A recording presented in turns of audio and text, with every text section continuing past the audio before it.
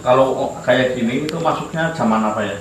Ya ini bisa estimasi ya, perkiraan itu Tangkup Mataram. Menyebutkan bahwa keris itu untuk look saja itu ada sekitar 480-an. Banyak sekali ya. Jadi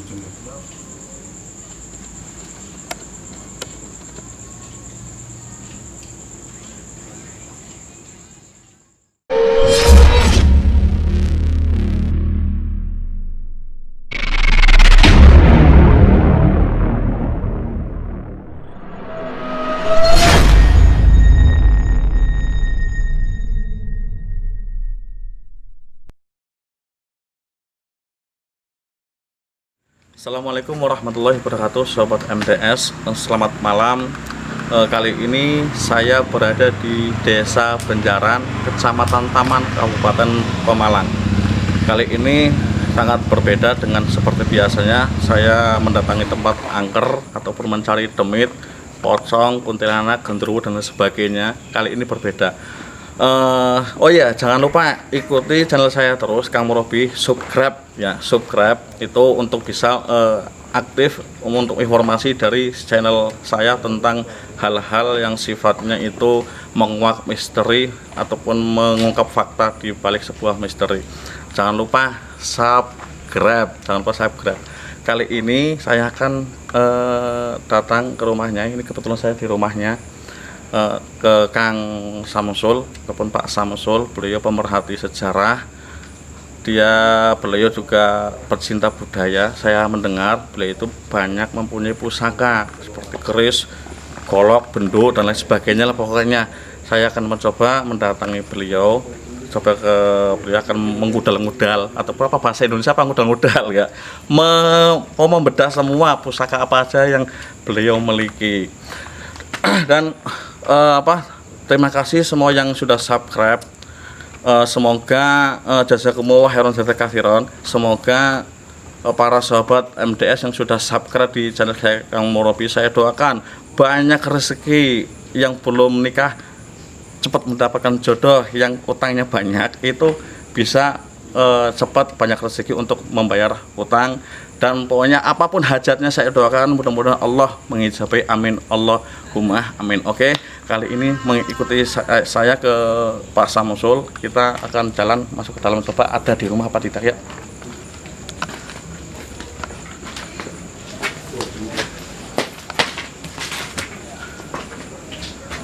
Oh, ternyata ada di situ. Oke. Assalamualaikum.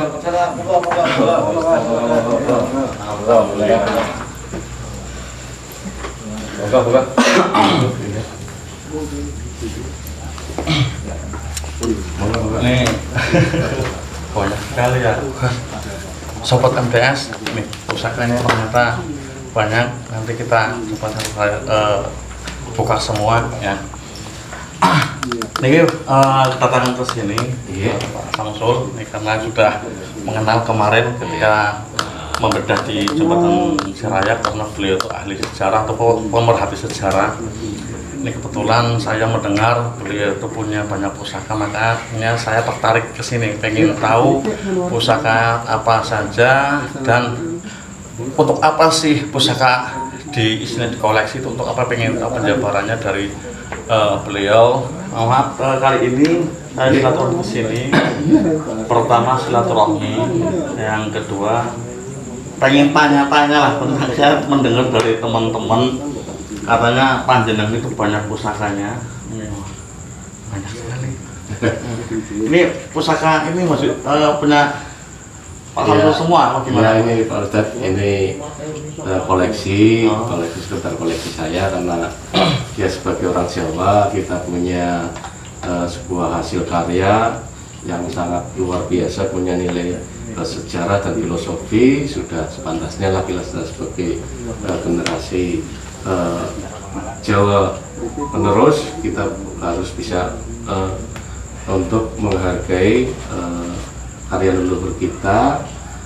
Salah satunya yaitu dengan mengoleksi keris itu yang saya mungkin bisa dilihat dari yang ada. Ini hanya mungkin sekedar usaha saya untuk ikut melestarikan lah tentang karya agung dari nenek moyang kita agar tidak punah ke depan. Kita sebenarnya sebagai orang Jawa harus bangga karena punya sebuah karya yang sangat luar biasa. Jadi itu Ustaz. Menurut saya karena sering mendengar tentang orang-orang keris itu ada demitnya, itu benar apa enggak? Ya itu sebenarnya hanya mungkin kepercayaan ya yang ada di masyarakat. Sebenarnya tidak seperti itu.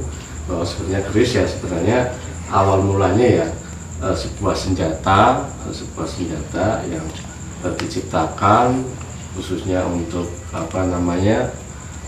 sarana untuk membela diri seperti layaknya senjata-senjata lainnya yang ada di belahan dunia yang lain atau negara yang lain. Hanya kita terkadang terlalu mensakralkan atau terlalu berpikiran tentang mistis bahwa keris itu punya kekuatan gaib yang ini itu dan sebagainya, yang akhirnya pola pemikiran kita cenderung ke hal mistis terkait dengan keris tersebut, padahal tidak seperti itu.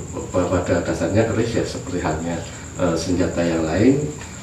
Kita bahkan punya kelebihan dengan namanya itu bahwa keris tidak hanya sebuah senjata tapi adalah sebuah filosofi, memiliki sebuah filosofi yang sangat luar biasa kalau kita tahu tentang keris dan sejarahnya seperti itu.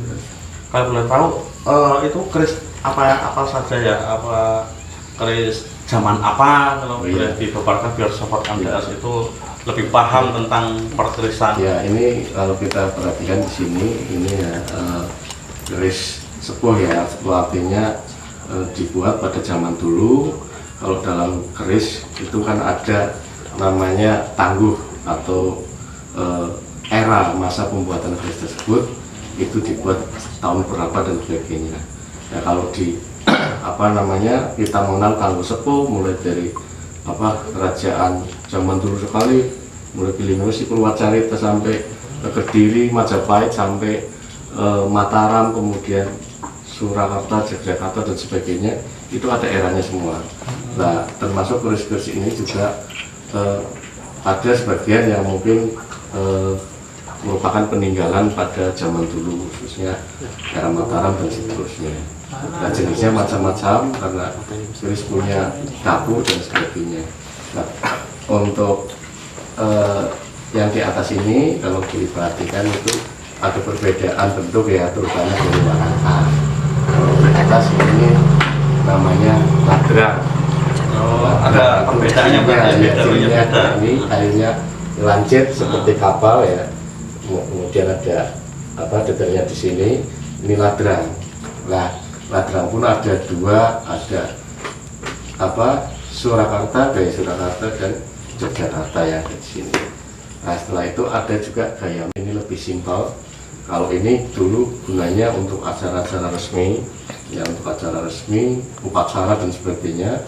Zaman dulu kalau yang ini gayaman itu lebih simpel lagi, misalkan ketika acara-acara yang tidak terlalu resmi untuk santri dan sebagainya, atau ketika perang menggunakan ini karena bentuknya yang simpel jadi lebih mudah ketika dibawa untuk sebagai senjata ketika perang. Itu ada maknanya nggak itu seperti jengkol seperti kapal seperti itu, maknanya itu apa ya? Iya, kalau sekedar mungkin hanya hiasan saja. Ada sebenarnya ada maknanya, termasuk bentuknya kok seperti kapal ya, seperti bentuk yang lain.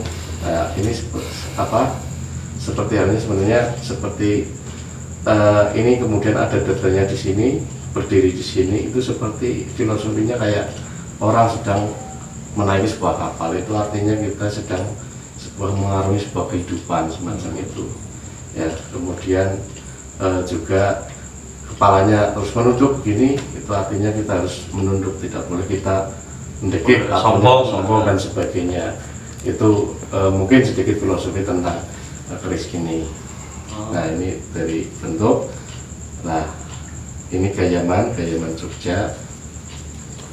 Nah, ini ada ini mohon maaf bisa dibuka nggak biar sobat MTS itu tahu dalam itu seperti ya, apa? ini keris ya, kalau ada sedikit apa namanya tata cara untuk ada cara-caranya berarti ya, nggak asal nyebut tapi iya. kalau terlalu ekstrim nanti bisa rusak dan sebagainya. Jadi kalau keris semacam ini ya kita bisa membuka seperti ini kita tekan sini ya, semacam ini ya, kita tarik ke atas. Berarti yang ditarik itu selongsongnya bukan Ya, bukan pusakanya. Ya. Ini kebetulan saya bungkus karena biar bersih, tidak berkarat ya. Itu keris apa ya, kalau boleh tahu? Keris jenis keris apa? Terus zaman apa itu ya? Ini ini ada, kalau dalam keris itu ada yang namanya dapur. Dapur itu adalah jenis, berarti jenis dari keris itu masing-masing ada nama dan jenisnya dan bentuknya berbeda-beda. Termasuk yang saya pegang ini adalah keris berdapur tilamupih. Nah, tilamupih ini sendiri ada maknanya atau filosofinya ya. Tilamupih Namanya dapur itu apa ya, kalau boleh tahu? dapur itu berarti jenis, berarti seperti halnya motor kan ada motor bebek, motor balap dan sebagainya, nanti namanya juga macam-macam. Jadi nama yang melekat, jenis yang melekat juga bentuknya akan berbeda-beda. Seperti ini keris tilamupih sebagai contoh kan ya. Kemudian ada keris yang bentuknya luk atau kalau ini lurus, kalau ini bentuknya luk, ada lekukan-lekukan. Ya, kalau ini tilamupih, kalau ini sapu pinten luk 11. Jadi namanya beda, bentuknya pun berbeda. Ya. Nah, ini sedikit mungkin jabarkan bahwa tilamupih tadi namanya tilamupih. Nah, tilam itu berasal dari kata tilam dan upih. Tilam itu tempat tidur atau alas untuk tidur ya. Tilamupih itu alas untuk tidur. Itu menggambarkan sebuah ketentraman ya. Jadi ketika orang tidur itu di sebuah rumah itu ada alasnya agar kita bisa tertidur dengan nyaman. Nah, itu filosofinya itu. Jadi ketika sang empu ini membuat keris kemudian dinamakan tilamupih atau alas untuk tidur, itu harapannya agar yang punya itu merasa nyaman dalam kehidupannya. Jadi semacam itu. Jadi tidak bukan berarti ini nanti baiknya ini dan sebagainya, ini untuk ini tidak. Hal gaib itu enggak ya? Jadi keris dibuat itu memang disertai dengan doa dan harapan sang empu agar kelak keris ini istilahnya bisa bisa sebagai sarana untuk mencapai cita-cita, tetapi bukan sarana yang dalam arti tanda kutip mistis dalam media untuk ini itu dan sebagainya, tidak, tapi bersifat filosofis. Artinya keris itu sebuah ungkapan atau doa yang diwujudkan dalam sebuah bentuk keris, baik dalam bentuk dapur atau tilam sari di atasnya dan sebagainya.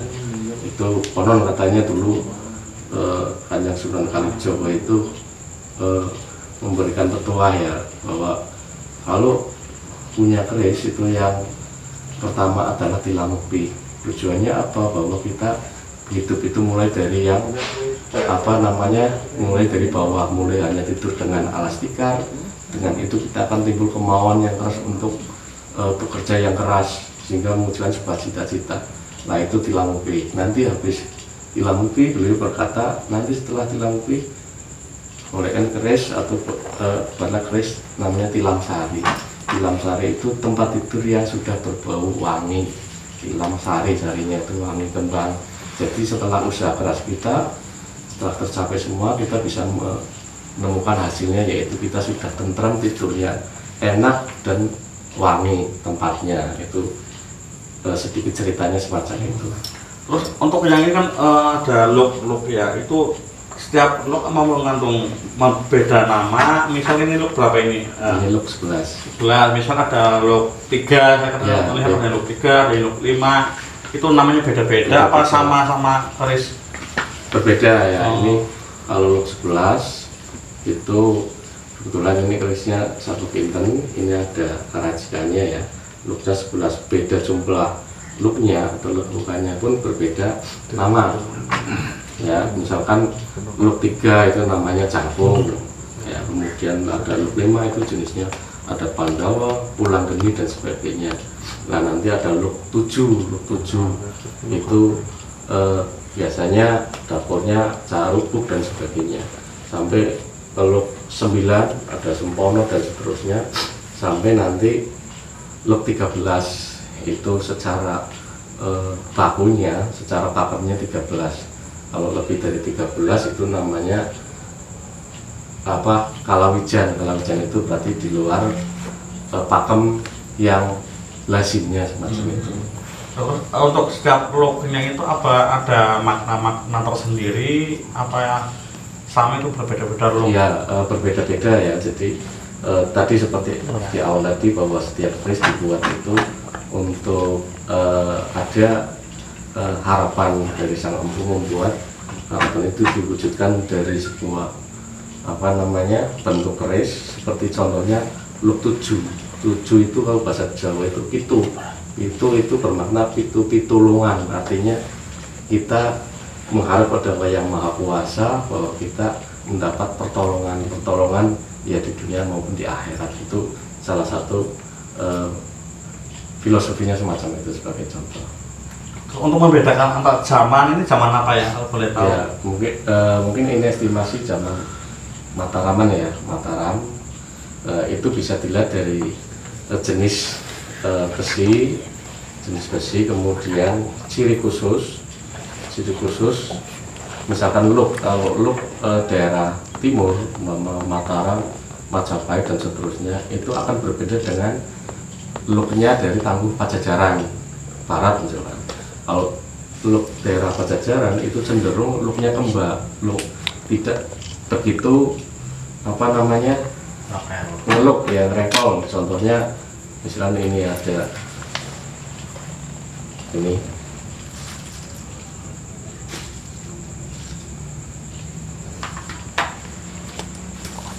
kalau perhatikan ini antara look ini dengan ini akan berbeda, cenderung lekukannya lebih lekuk ini. Oh, iya. Ya ini apa Berarti harus kita kadang di film-film ataupun Iya. ataupun para dukun itu kayak gini. Ini buat sajian bukan? Oh, bukan ini untuk Kirain satu bukan. Monggo disambi. Makan nih. Ya, ini. Kirain sajen ada. Ini minumnya. Kira sajen. Enggak, monggo. Ini boleh dimakan ya? Boleh. Ini bukan untuk Paper sajian nih. ini ya. Jadi saya sendiri merawatnya tidak memakai sajian sesaji untuk keris, tidak. Ya saya sifatnya normatif biar saja, karena saya tujuannya tadi merawat peninggalan leluhur, peninggalan nenek moyang kita. Ya kita perawatannya seperti biasa, seperti ini tadi Mas Teguh sedang memberikan minyak. Jadi minyak untuk melumasi bagian permukaan bilah biar tidak berkarat. Jadi salah satunya semacam itu. Tapi nggak perlu ada gitu kan sarjen katanya. Enggak. Saya kira sarjen. Tidak ya. Ini Ya. panah nih. Monggo ya, kayak baru makan harus ya. Lapar tuh. Ya. Jadi perawatannya di minyak. Kemudian kalau tadi setelah itu saya masukkan ke bilah, itu biasanya kalau saya pribadi nanti dimasukkan ke plastik, karena biasanya kadang warangka ada yang dalamnya bersih, ada yang kotor, bisa nanti terpaut pada bilah, bisa berkarat. Kemudian kalau misalkan kita dapat keris baru yang masih bukan baru ya, artinya kita mendapatkan sebuah keris dari seseorang yang masih kotor sekali, bilahnya karatnya tandel sekali, itu biasanya kita putihkan dulu. Putihkan artinya Pakai apa itu membersihkan?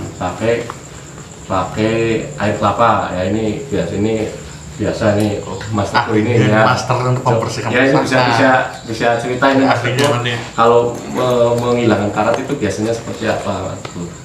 Awal untuk pembersihan pusaka yang sudah kotor, biasanya saya itu seringnya pakai direndam air kelapa dulu, dan setelah direndam air kelapa dibersihkan pakai sabun nyampe karat-karatnya itu hilang. Setelah hilang baru proses pemutihan. Pemutihan sudah benar-benar putih, baru kita celupkan ke air warangan biar pamornya kelihatan seperti Misalnya biar ini pamor ya. Berarti untuk memutihkan itu pakai air kelapa itu? Direndam, bukan. Oh bukan. Air kelapa tujuannya itu untuk menghilangkan karat. Kalau karat yang istilah sudah menempel, benar menempel, kalau saya pribadi tidak sampai saya hilangkan, khawatirnya barangkali besinya itu bolong, biarkan aja. Dengan kadang ada yang minta dibersihkan semuanya, ya dibersihkan semuanya. Setelah ada hilang baru diberikan pakai air jeruk. Serep. Ya ini. Itu pas penyucian ada mantra-mantra apa enggak itu? Apa tidak? Enggak. Kalau saya sendiri tidak pakai mantra. Mau kalau baiknya, alangkah baiknya ya ada mantranya juga. Doanya. Khususnya berdoa untuk diri sendiri dan ya apa namanya, keselamatan semuanya lah. Iya, intinya mohon kepada yang maha kuasa lah, minimal Bismillah lah, dan sebagainya. Intinya untuk keselamatan semuanya. Jadi itu hanya sebagai Katakan seperti ini.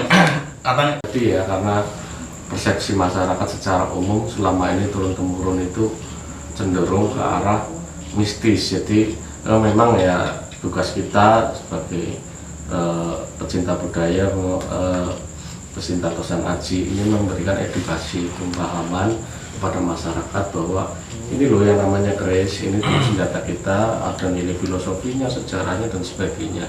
Jadi jangan melihat dari sisi mistisnya. Kadang-kadang bahkan ada dalam satu keluarga, misalkan bapaknya pasti banyak punya keris, kemudian meninggal diwariskan, dia tidak mau karena takut, sangat takutnya orang nanti siku dan sebagainya. Nah sebenarnya kita tidak terlalu berpikir semacam itulah, yang kita niatnya merawat saja itu sudah luar biasa. Jadi kita merawat selayaknya kita merawat sebuah senjata selayaknya senjata biasalah. Hanya ada beberapa memang teknik-teknik khusus termasuk tadi minyak biar tidak berkarat dan sebagainya, itu semacam itu. Jadi memang persepsi masyarakat yang mistis itu seharusnya sudah kita kikis bareng-bareng, dalam arti biar pemahaman bahwa pusaka itu tidak melulu mistis, bahwa pusaka itu adalah sebuah warisan leluhur yang sangat punya nilai budaya, nilai estetika, nilai filosofis yang sangat luar biasa dari nenek moyang kita. Jadi semacam itu. Salah satunya ya, kadang dukun itu ada menyan atau kenapa menggunakan terus kayak apalah. Itu memang salahnya di situ. Terkadang kita juga terbawa persepsi itu. Contohnya ketika kita menonton televisi itu kan, pasti penggambaran dukun ilmu hitam pasti ada namanya dan pelakor ini yang saya pakai hitam kayak gini, itu mesti persepsinya kayak dukun. Aku membawa keris, apalagi membawa keris, nanti aku macam keris di rumah mesti mesti dukun, kayak mesti syirik, kayak mesti dan ini itu dan sebagainya. Itu sebenarnya tidak semacam itu. Tadi karena kita terkontaminasi dari dulu persepsi itu seolah-olah keris itu negatif, seolah-olah itu adalah miliknya dukun, itu adalah sarana dukun untuk berbuat ini itu dan sebagainya. Itu sebenarnya salah ya. Sebenarnya fungsi media atau benda itu tergantung kitanya, kita mau syirik dan tidaknya, ya kita bagaimana cara kita menyikapinya. Ya kalau kita keris bandingkan dengan pisau dapur pun, kalau kita merawat pisau dapur dengan berlebihan, dengan bahkan kalau tidak ada pisau ini saya nggak bisa masak, nanti saya bisa mati, itu pun sama ya, artinya negatif lagi, bisa terjadi syirik. Tetapi kalau kita sudah selayaknya semestinya punya keris nggak masalah, rawannya pun biasa-biasa saja ya, kita insya Allah ya tidak harus dijauhkan dari hal-hal yang bersifat mistis dan tadi hal-hal yang bisa mengakibatkan kepada hal yang syirik. Tergantung kitanya bagaimana menyikapinya. Jadi semacam itu. Untuk keris semuanya jumlahnya ada berapa ya? Nama-nama keris itu Ya ada? ini keris itu ada dapur ya, jadi dapur jenis keris itu ada luk dan lurus ya, yang lurus macam ini itu ada di salah satu sumber mengatakan di literaturnya ya, versi dari Kyoto itu menyebutkan bahwa keris itu untuk luk saja itu ada sekitar 480-an. Banyak sekali ya. Jadi jenisnya mungkin dari brocol, pilamuki, pilausari dan seterusnya sampai 480-an. Nah kalau luk itu ada sekitar 340-an. Berarti banyak sekali sebenarnya. Jadi maka dari itu kita kalau mau belajar sebenarnya itu kita kurs itu sangat luas sekali, banyak filosofi yang kita pelajari. Kita baru tahu keris luk 7 saja ternyata ada filosofinya, apalagi jumlahnya 400 yang lurus, 300-an yang luk, berarti luar biasa leluhur kita membuat karya tersebut. Jadi semacam itulah gambarnya. Terus ini kan kayak panjenengan pencinta keris di Pemalang ini itu ada perkumpulannya tidak tentang perkerisan ataupun saling tukar pikir atau bagaimana? Ada perkumpulan apa gitu? Ada di Pemalang sendiri ada perkumpulan Rosanaji ya, penggemar Rosanaji namanya, contohnya salah satunya adalah Porowelang komunitas Rekso Aji Pemalang, yaitu sebuah wadah yang untuk menjadi wadah rekan-rekan kita, teman-teman kita, saudara-saudara kita, khususnya masyarakat Pemalang yang pecinta Rosanaji. Nah tujuannya tadi kita merawat pusaka leluhur, kemudian juga memberikan edukasi kepada masyarakat bahwa keris tidak seperti ya, yang digambarkan semacam dari dulu berkaitan dengan mistis dan sebagainya. Nah itulah salah satu adanya wadah perkumpulan tersebut, jadi bisa menjadi wadah kita bersama untuk memberikan keuangan kepada masyarakat.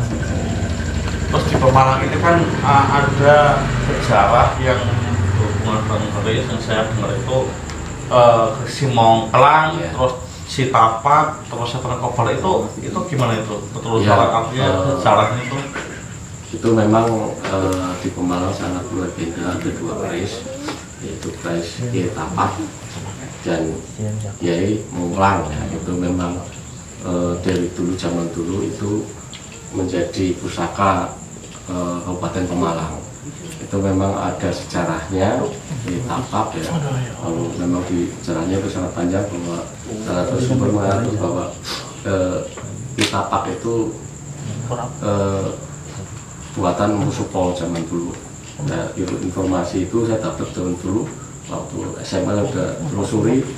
Sebenarnya keris Tapak itu sampai ke Pemalang itu ceritanya seperti apa. Musupo kan ada di sana, tapi kok kerisnya ada di sini, itu apa? Alhamdulillah setelah saya menelusuri sejarahnya, saya menemukan sebuah referensi itu di buku ensiklopedia ya, keris nasional itu yang ditulis oleh pakar. Bangga karena salah satu kisah itu menyangkut daerah Malang ya, jadi asal mula kitab tersebut. Itu keberadaannya sekarang ada di mana itu? Untuk sekarang sendiri, Pendopo, kabupaten apa? Untuk sekarang sendiri mungkin belum jelas ya, karena berdasarkan tulisan saya sejarah itu terakhir saya telusuri itu keterangan berdasarkan catatan yang pertama itu saya dari biografi Ki Makmur, Bupati Pemalang pada waktu itu, kemudian catatan tadi ensiklopedia, itu di ensiklopedia disebutkan bahwa terakhir ketika zaman pendudukan Jepang masuk ke Indonesia, itu keris tersebut sudah tidak ada. Artinya sebelum itu ada dan setiap tahun diadakan prosesi jamasan di Kabupaten Pemalang. Nah, ketika Perang Dunia meletus, Jepang masuk ke Indonesia, kemudian Belanda masuk lagi, itulah keris tersebut hilang ya, tidak tahu keberadaannya. Ya, bahkan pada waktu itu orang ada sumber mengatakan Belanda sampai mencari ke rumahnya Kiai Makmur. Kiai Makmur adalah bupati pada waktu itu. Sampai sekarang sejak itu keberadaannya belum ada keterangan lebih lanjut sampai sekarang ini. Masih misteri ya? Ya, masih misteri karena setahu saya belum ada sumber lagi yang mengatakan bahwa keris itu sekarang berada di mana. Nah, tuh sobat MDS, ini masih misteri. Ini tugas MDS untuk menguak misteri, menguak fakta di balik sebuah misteri. Oke, tadi saya mendengar kata penjamasan. Itu maksud penjamasan itu apa ya? Ya, penjamasan sebenarnya sebuah proses ya. Proses jamasan itu menjamas artinya boleh dikatakan mencuci ya, boleh dikatakan mencuci. Terkadang kita sering mengartikan jamas itu ngadusi keris seolah-olah seperti benda hidup yang didadusi. Nah, itulah kadang kita berlebihan dalam mempersepsikan, padahal itu kita mencuci keris, mencuci dalam arti seperti halnya kita mencuci motor dan sebagainya. Motor saja dalam 1 minggu kadang saking senangnya sampai setiap hari dicuci dan sebagainya. Nah, keris pun logikanya sama. Ketika kita mau menyimpan sebuah pusaka, apalagi terbuat dari besi misalkan ya, sudah lama sekian tahun ya, dicuci lah. Layaknya kita mencuci barang-barang yang lain sama saja sebenarnya ya, hanya prosesnya saja yang berbeda. Sebenarnya itu intinya semacam itu. Nah, jadi jamasan itu jangan kita persepsikan bahwa sesuatu yang sangat mistis, ada ini itu dan sebagainya. Sebenarnya prosesnya ya sama kita merawat sebuah pusaka, intinya perawatan. Itu untuk penjamasan apa setiap mandi itu apa nanti penjamasan setiap hari, setiap minggu atau setiap bulan atau setiap apa itu? Ya, ini kalau jamasan itu ya sebenarnya apa namanya tidak ada ketentuan baku ya. Cuma kita biasanya atau orang Jawa itu biar terprogram secara sekarangnya itu dilaksanakan 1 tahun sekali. Nah, ya biasanya pada bulan Suro sebenarnya ya bulan itu sebagai untuk patokan saja biar kita Suro ini sudah nanti Suro depan dan sebagainya. Sebenarnya itu saja, itu intinya sebuah prosesi perawatan. Bukan isyarat khusus yang harus Suro. Iya, tidaklah, namanya juga keris kalau motor ya kita cuci seperti kita punya motor. Habis dipakai hujanan ya perlu kita cuci, tidak harus apa namanya menunggu dan seterusnya. Nanti kalau upaya sampai kerisnya karatan nanti rusak begini. Untuk memahami keris ini, semua keris yang tadi Pak Samsul sebutkan itu butuh berapa lama? Apa 1 minggu, 2 minggu ataupun tahunan? Ya tergantung bagaimana kita lah. Kalau kita ingin benar-benar ingin mempelajari keris ya insya Allah tidak terlalu lama lah sampai kita apa namanya belajar memahami keris. Tinggal bagaimana kita apa namanya fokus atau sungguh-sungguh untuk belajar keris. Saya sendiri sifatnya masih belajar ya. Jadi untuk membedakan antara A dan B memang butuh pengamatan. Jadi kalau lebih idealnya itu memang kalau memegang langsung ya, jadi tidak hanya kita membaca buku tentang tangguh ciri-cirinya dan lebih jelas kalau kita memegang langsung akan benar terasa atau melihat langsung perbedaannya. Ya. Oke, sobat MDS, tadi sudah dijelaskan semua sama Pak Samsul tentang perkerisan, dan nanti lain waktu kita akan kupas lagi lebih dalam tentang apa nama tadi pamor gitu. Pamor itu jenisnya apa saja, terus keris dapurnya apa saja, seperti kayak dapur naga ini kan tadi belum menjelaskan. Itu katanya ada naga mangap ya apa-apa, nanti mungkin bisa disambung lain waktu. Seperti tadi penjelasan Pak Samsul sudah dijelaskan, artinya jangan salah paham tentang hal perkerisan.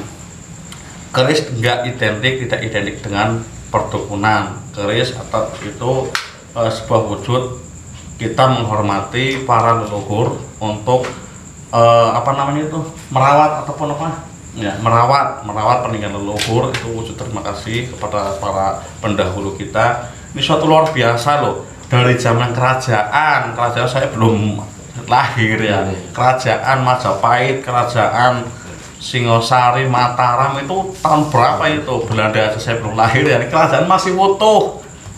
Itu empunya luar biasa nih, ini masih utuh ya. Ini kerajaan dari zaman kerajaan masih utuh. Ini sebelum Belanda loh, sebelum Belanda. Ini luar biasa, ini para empu membuatnya sangat luar biasa. Oke, terima kasih Pak Samsul, Pak siapa lagi, Pak Teguh ya, atas waktunya untuk membabarkan tentang kulitnya, tentang pusaka, tentang perkerisan. Oke, untuk hal ini saya sudahi dulu. Kita akan lanjut petualangan berikutnya. Banyak PR yang masuk ke inbox ataupun SMS, ya, masuk WA, masuk ke tim MDS, tempat-tempat yang disinalisir itu angker. Kita akan berkelanjutan ke tempat-tempat itu. Kita akan netralkan semua biar nggak terjadi hal sesuatu yang angker ya. Kita netralkan semua. Mungkin sampai sini dulu. Bila mana ada salah, saya mohon maaf yang sebesar-besarnya. Akhirul kalam, wassalamualaikum warahmatullahi wabarakatuh. Waalaikumsalam.